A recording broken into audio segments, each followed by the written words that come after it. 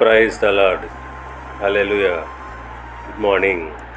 క్రీస్తునందు ప్రియులారా, ఈ ఉదయకాలంలో మరొక నూతన వాగ్దానంతో మనము ఈ రోజును ప్రారంభించుకుందాము.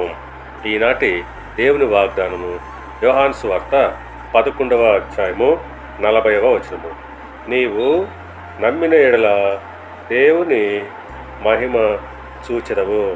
ప్రియులారా, ఈ మాటలను ప్రభు మార్తతో చెప్పెను.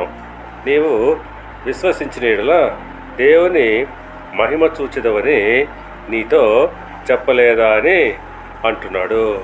అవును, నిజమే.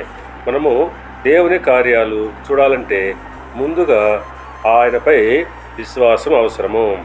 విశ్వసించే వారికి దేవుని మహిమ శక్తి కనిపిస్తుంది.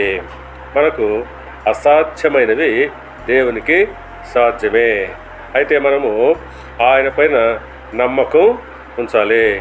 అప్పుడు మన జీవితంలో కూడా దేవుని మహిమను చూడగలము.